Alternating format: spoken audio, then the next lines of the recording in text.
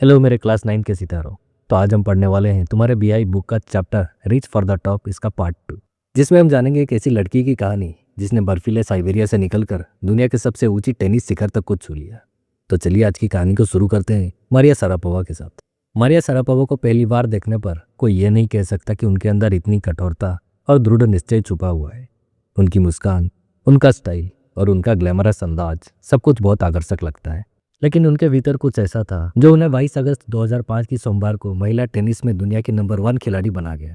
और हैरानी की बात यह है कि यह सब बहुत ही कम समय में हो गया। साइबेरिया के बर्फीले जन्मी पर जन्मी मारिया ने एक पेशेवर खिलाड़ी के रूप में सिर्फ 4 साल में यह मुकाम हासिल कर लिया। उस उम्र में जब ज्यादातर बच्चे सिर्फ सपने देखते हैं, मारिया उन्हें सच में बदल रही थी। लेकिन ये सफलता कोई अचानक से नहीं आई थी। इस तेज उड़ान की शुरुआत 9 साल पहले ही हो चुकी थी, और वो भी ऐसे त्याग के साथ जिसे बहुत ही कम बच्चे सह पाते हैं। मारिया की उम्र तब 10 साल भी पूरी नहीं हुई थी जब उसे अमेरिका भेज दिया गया ताकि वो टेनिस की ट्रेनिंग ले सके। उसके पिता यूरी शारापोवा उसे लेकर फ्लोरिडा गए। यही यात्रा उसकी सफलता और शोहरत के रास्ते पर ले गई, लेकिन उसकी एक बहुत बड़ी कीमत थी। मारिया को 2 साल अपनी माँ येलेना से दूर रहना पड़ा।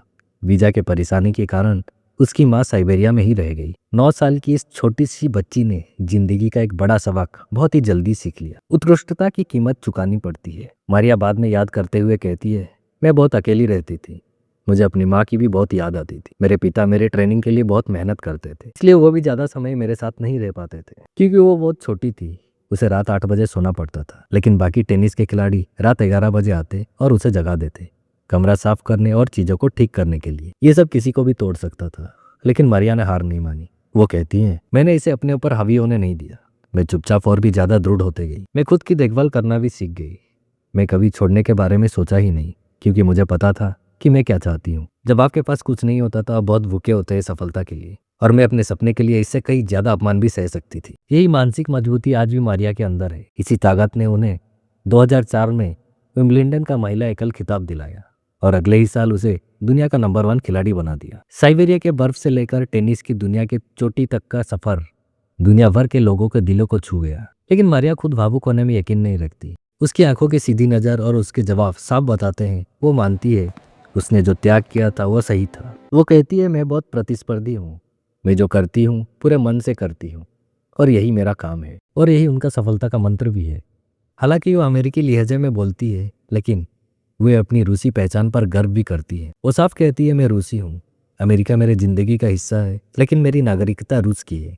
मेरा खून रूसी है, और अगर मौका मिले तो मैं रूस के लिए ओलंपिक भी खेलूंगी। एक आम टीनेजर की तरह मारिया को भी फैशन, गाना और नाचना पसंद है। वो ऑथर कॉनन डॉयल की उपन्यास भी पढ़ना पसंद करती है। एक तरफ उन्हें शानदार शाम की ड्रेसेस पसंद है, तो दूसरी तरफ चॉकलेट लगी पैनकेक और ठंडे नारंगी ड्रिंक्स भी। मारिया शारापोवा को किसी एक खांचे में नहीं बांधा जा सकता। उनकी प्रतिभा, उनकी सफलता की भूख और उनका त्याग उन्हें दुनिया के शिखर तक ले गया। आज जो दौलत और नाम उन्हें मिला है, उसका कोई विरोध नहीं करता। पैसों पर वह कहती है, पैसा प्रेरणा देता है। टेनिस एक खेल भी है और व्यापार भी, लेकिन सबसे जरूरी बात यह है दुनिया का नंबर 1 बनना।